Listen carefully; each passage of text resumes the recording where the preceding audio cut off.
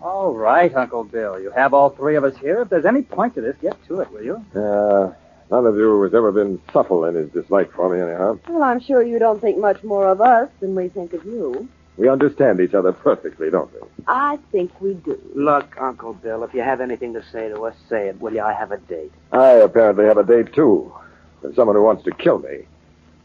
As you all have been very pleased to know, I have received several anonymous telephone calls threatening my life. So what? I can imagine how you three must feel, since my death means that you will inherit my entire estate. It is still in the millions, isn't it, Uncle? More millions than you can imagine. And it is still left entirely to us. Merely because I have no choice in the matter. The condition under which I inherited from my father stipulates that I must leave it all to you. Well, when you see your father, which should be soon, say thanks for us. I have taken it upon myself to add something to my will. John, will you stop playing with that toy? It's not a toy, it's a magic trick. Now you see the card? Now you don't. Put your magic tricks away while I'm talking. I've stated in my will that in the event that I'm murdered, not 1 cent will be given to any of you until my murder is solved. Really? Yes. All of you not only hate me, but you hate each other. 2 of you would profit immensely if one of you were convicted of killing me.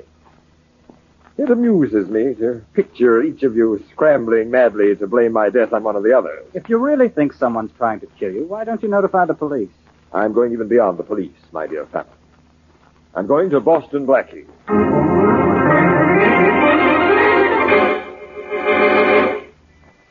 And now meet Richard Kollmar as Boston Blackie. Enemy to those who make him an enemy.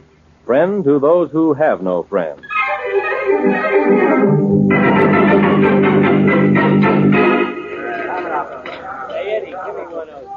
You know what I like about you, Blackie?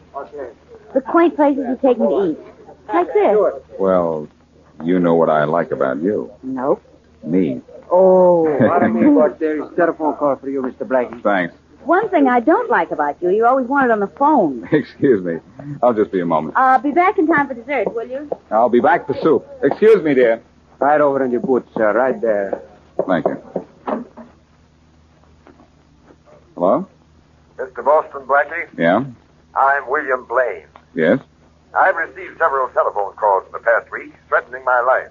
So? So I'm hiring you to protect me. Oh, that's very nice of you, but I'm not interested. You don't seem to know who I am. Sure I do. You're William Blaine. Well, I expect you to accept the job. Oh, you do? I'm not accustomed to being refused. Well, let's say I'm breaking you in. I insist that you take the job. If you want protection, call the police. You'll become my bodyguard for the next few days, or I'll ruin you, Blackie. I don't ruin easily, Blaine. And besides, I have a job entertaining a lovely lady at lunch. Goodbye. Now, you listen.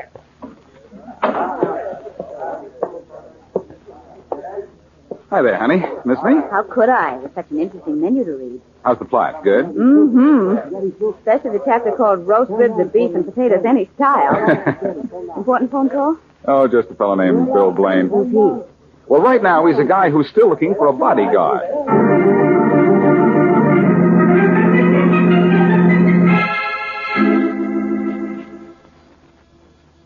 All right, Blackie, this minute. Hi, Miss Wesley. I gotta see Blackie. Oh, come in, Jordy. Oh, gee, thanks. Where's Blackie? I gotta see him, but found Will him. he be here in a minute? Sit down. Oh, gee, thanks. Anything the matter? Oh, plenty. Oh, he should be here any minute. Oh, gee, Miss Wesley, you sure are a beautiful dame. Oh, Shorty, you're wonderful. Oh, gosh, Miss Wesley, you think so? I most certainly do. Oh, here's Blackie now. Gee, I hope so, because I ain't got a minute to lose. Hi, honey. All set to... Thank you. Shorty put into words what you seem to be saying in that whistle. Shorty, do I have a rival? Hiya, boss. Boss, look, I got troubles. I can fix them up between now and dinner time? I know, boss. It's pretty bad. Or will it still be bad tomorrow morning? It'll be worse. All right, let's have it. Boss, look, you remember the rap that you got me out of 6 years ago? That's dead, Shorty. But that's it. It ain't dead enough. Sam Daniels all of a sudden's going to send me up for those forged checks. You fixed it with him way back when I did it. He promised he wouldn't do nothing to me if I went straight. How do you know Daniels is going to prosecute? He called me up and told me so. Well, don't worry about it, short one. I'll go out and have a talk with Daniels. I'll be back, Mary. What comes first with you, Blackie? Business or pleasure? If this means what I think it does, honey, this business is going to be a pleasure.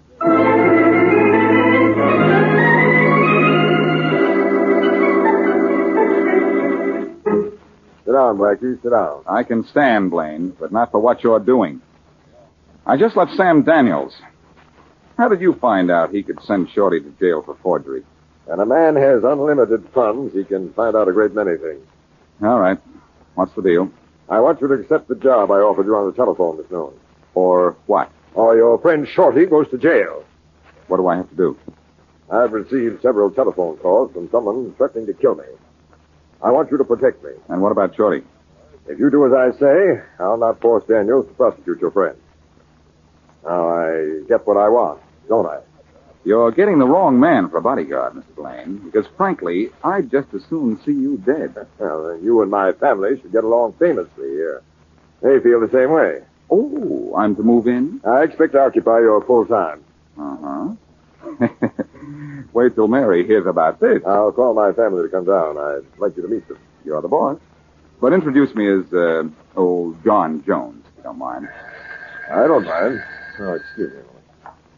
Oh? You're going to kill tonight. Hello. Hello. Was that another threat on your life? Yes, obviously the last one. The voice just said you're going to be killed tonight. I seem to have arrived just in time for the fun. Did you recognize the voice? No, it was disguised. Oh, that's fine. It wasn't one of your family, was it? That's impossible. They're here in the house. We have only one outside line. Better call them down so we can be sure. Well, I'm here. Oh, Martha. This is John Jones, my bodyguard. Mr. Jones, this is my niece, Martha. Well, how do you do? How are you? Jones? Tell your brothers to come here at once. Bodyguard, huh? Oh, this should be very amusing. Robert, John. I am. John's upstairs, I think. Oh, John! Yeah? Come on down for a laugh. Uncle Bill's gone and bought himself a bodyguard. Coming. Pleasant family you have, Mr. Blaine. Yes, don't I? This is Robert, my nephew. Robert, Mr. John Jones. How do you do, Mr. Jones? How do you do? Hope you're getting a high fee, Mr. Jones, because you might have to earn it. Hey, let's see this bodyguard. Is he tough? Well, he's handsome. Mr. Jones, you've now met my entire family. This is John. John, Mr. Jones. Oh, how are you, Mr. Jones? Hello?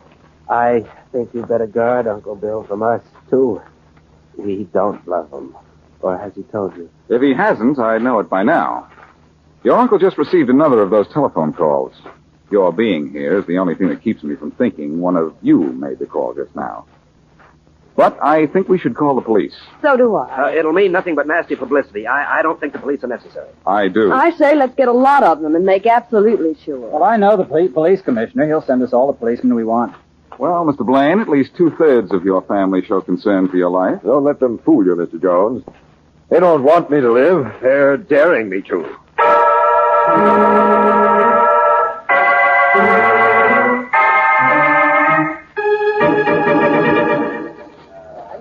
All right. Let's have a little organization here. Gonna stay in this room, Mr. Blaine. Will I be safe here? I don't know why not.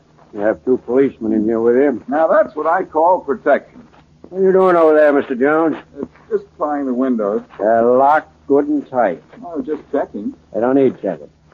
Take them out, Ron. Okay, bud. Come on outside. Looks like I'll have to guard you from a distance, Mr. Blaine. Okay, everybody out. You too, sister. You're sure we shouldn't all stay in here? Faraday's orders. Everybody outside. All right. Here, Rollins.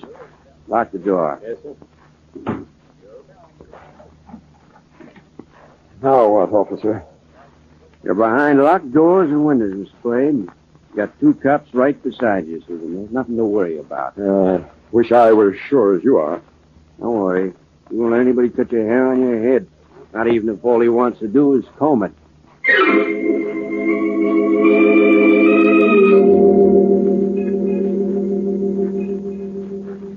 Why don't you go to sleep, Mr. Blaine? How can I do anything when I feel like an animal in a cage? Can't we open a window just a crack for air? Nothing doing. The windows stay locked tight. The door is locked. That's where everything stays, because that's the only way you're safe. And you're plenty safe in here. It should be. I'm uncomfortable enough. Hey, how about a game of gin, Smith? Yeah. Got cards? Lower your voices, will you? I think I'll try to read. Okay.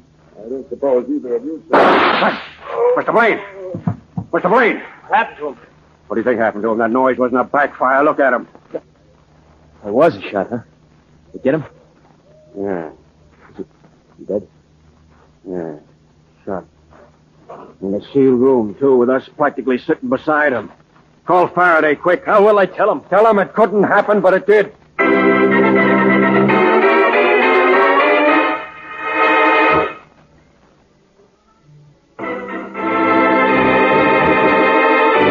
Now, back to our story. When the wealthy Bill Blaine received strange telephone calls threatening with death, he forced Boston Blackie to become his bodyguard by digging up some old evidence against Shorty, Blackie's friend. When Blaine heard that he was to be killed that night, Blackie called in the help of the police and put Blaine in a locked room and stood guard over him. Then the police insisted that Blackie leave, and shortly thereafter, Bill Blaine was shot and killed. As we return to our story, Inspector Farraday is at the scene of the crime.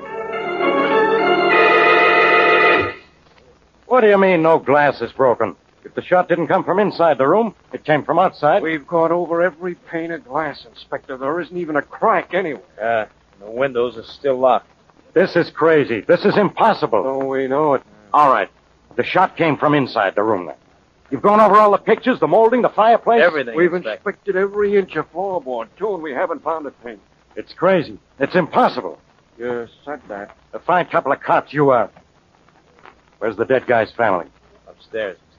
All right, both of you. Go up there and get him. Yes, yes. Okay. Oh, boys, how's everything? Not so good. Who's that out there? Who's that in there? Blackie. Well, Inspector Farraday. The danger must be over. You've arrived. What are you doing here? I live here. Live here? Sure, I'm Bill Blaine's bodyguard. Well, get over there and guard the body. Say, he looks a little bit dead. He's been dead for 45 minutes. Then I don't suppose he'll recover. Who shot him? One of your men? I not only don't know who shot him, I don't even know how he was shot. Don't know how. Nothing inside this room fired a bullet. And there's not a pane of glass broken in any of the windows, which were locked. What? Where were you 45 minutes ago? Well, that's hard to say. I didn't look at my watch. Where have you been? Sorry, pal. That's a secret. Well, as long as you keep your secret, I'll keep you. Come on, Blackie. Oh, Inspector, put away that gun. I will, after I put you where you belong, in jail. Now, you know I didn't kill this guy. I don't say you did, but you're plenty mixed up in this. You live here in this house. You're this guy's bodyguard, and yet you aren't guarded. And on top of it all, you disappear when the guy gets killed. And you won't tell me where you were. I can't. Well, I'm holding you as a material witness. I won't be very good material. And besides, I know how Blaine was killed. Put away that gun, and I'll show you. I'll hold the gun, and you'll still show me. All right. Okay. Now, do you mind if I open one of the windows? Why? To show you how it was done. Go ahead. Thanks, Inspector. No tricks now. And make it snappy. I don't have all day. I'll have to climb out on the flagstone walk. That's where the killer stood. Blackie, if this is What are you worrying about? You've got a gun on me. And I can shoot straight, too. Okay. I'm all set. Now, how is it done? Now, I'm the killer. Yeah? Now, come over here and put your arm across the windowsill. Okay. But no tricks. I've got my gun right in your face. You wouldn't shoot a pal, would you? A pal, no. Come on. How was it done? Well, like this. The killer stood here. Yeah, wise guy. The window wasn't open. It was closed. Oh, that's right. I forgot. Then maybe I'd better close it. Oh! Blackie, you're breaking my arm. And you're breaking my heart. Drop that gun, Farraday. Drop it. Thanks, pal. Blackie, I'll sell the book at you for this. Well, make it a good book, will you, Inspector? Because while you're trying to catch up with me, I'd like to catch up on my reading.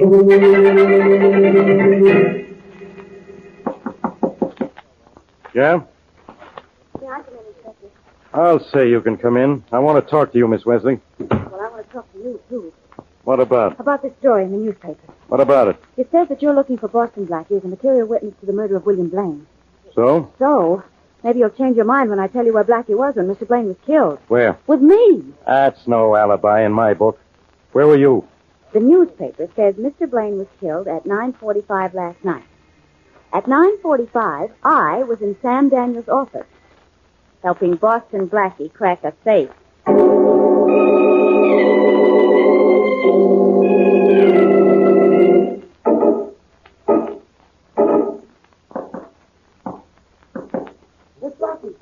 It's me, Shorty.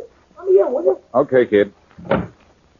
I raided your icebox, Shorty. Hope you don't mind. Nah, boss, you can have anything I got. You know that. Did you get the information I wanted on Blaine's family? Yeah, sure. Here it is, boss. All writ down nice and neat. But, boss, Mary's in jail. What?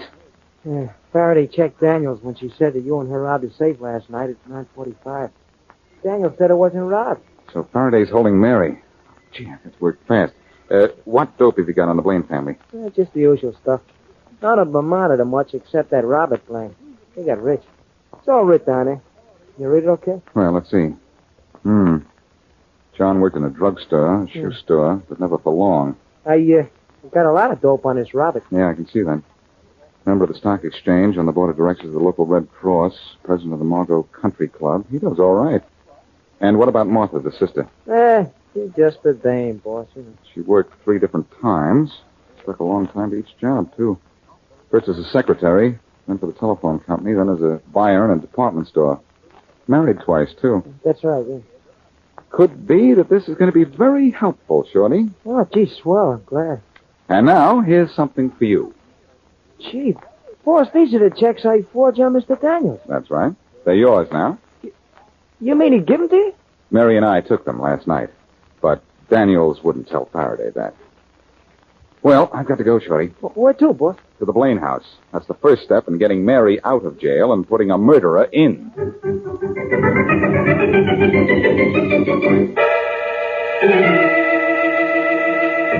John. Well, Martha, what are you doing sneaking around the hall? Why? I wouldn't be surprised if you killed Uncle Bill. Oh, you'd like that, wouldn't you? Be very profitable for 2 of us if one of us did. Do you care which one? As long as I'm not the one. Maybe you should have thought about that, too. You think the police will find out who killed Uncle Bill? They have to find out first. How? Are you afraid they will? We get no money until they do. Don't look at me. Don't look at me. I'm going to bed. Pleasant dreams. Don't be so generous. I should be rich enough to be very generous, too. Not if I can help it, sister, dear. What dumb jerk turned out the lights? This dumb jerk. Who's there? The dumb jerk who turned out the lights. Wait, I'll turn them on again.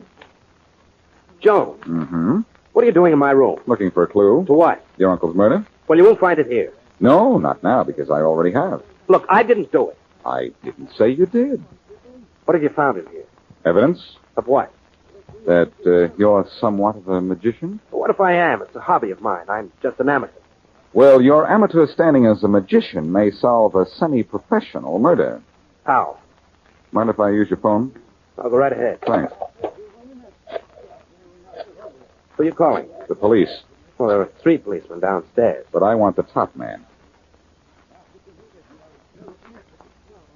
Farraday speaking. Inspector, this is Blackie. Blackie, you're going to... Look, Inspector, tell your cops to come home. All is forgiven. Because I've not only found out how Blaine was killed, I know who killed him. I don't fall for the same gag twice, Blackie. You turn yourself over to the nearest policeman, or Mary stays in jail for the rest of her life. In that case, I guess I'll just go downstairs. Where are you? In Blaine's house. And your cops downstairs have got me right where I want them. Come on up, Inspector. The party's on me.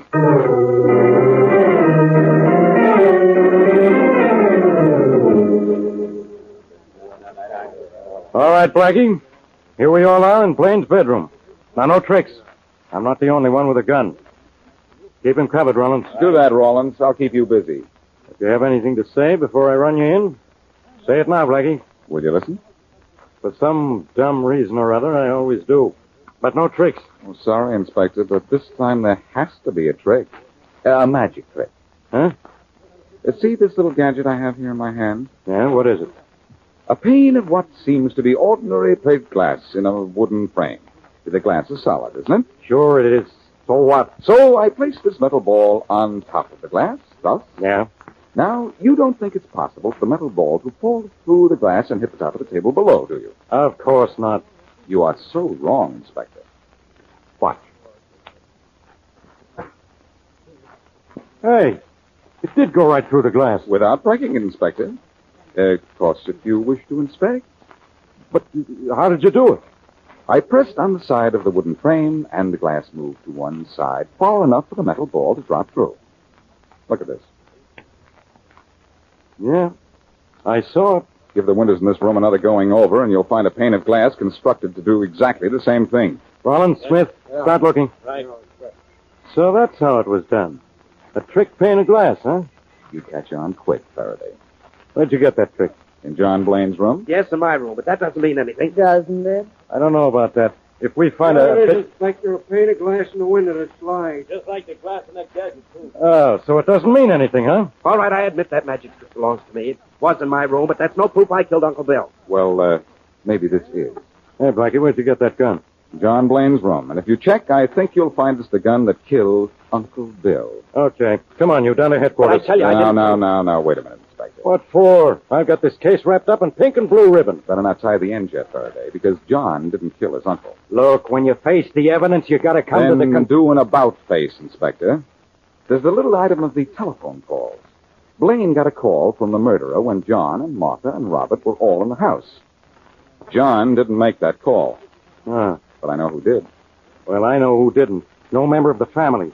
Those were outside calls. There's only one phone here. When you jump to conclusions like that, Inspector, try not to land on your head. The one thing that had me baffled about this whole thing was, if one of the family killed the uncle, how was that telephone made to ring while all the family were in the house? An accomplice outside. Yes, I thought of that. Ruled it out as too risky. Some information about John, Robert, and Martha Blaine that Shorty got for me gave me the right answer. Yeah? Martha Blaine is your killer. Oh, why, Mr. Jones, you're so dashing. Oh, is this going to be another fairy story? You worked for the telephone company for several years, didn't you, Mother? So what? When telephone linemen repair out-of-order phones, they dial a certain number that causes the telephone to ring. Well, that's general knowledge. Everyone in this room knows that. But the number the linemen dial is a closely guarded secret. You are the only one in this room who could possibly know that number. Anytime you wished, you could just go to one of the several extension phones in this house, dial the callback number, and cause every phone in the house to ring. Okay, lady. You're going down to headquarters. What? Grab her, boys. Come on, lady. No, Come no, on. you don't. Come on. You'll never get me. I got her, Inspector. Hold on. Let go of me. Okay. Take her out. Don't get excited. Are you happy now, Inspector? Yeah. But you're not going to be. You're not completely out of this. Did you tell me where you were at the time of the murder? Cracking Sam Daniels' safe? That's not so. Because I checked on that, and Daniel said his safe hadn't been touched. Then why did you put Mary in jail? She told me she helped you crack the safe. I had to hold her. Faraday, holding Mary is my exclusive privilege. Let's go get her out.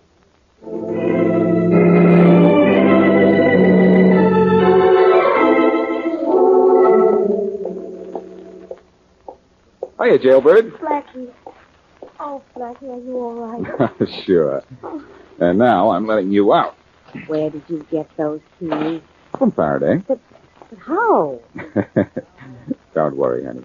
He gave them to me. Honestly? Cross my Well, cross the threshold, will you? Aren't you coming out? No. You're coming in. But why? Come All right. Here I am. Are you by any chance locking us in? in. I am. Give me the keys. Well, why? Give them to me. Okay, here you are. Oh, this is much better. Now I know we can't get into trouble. For a while.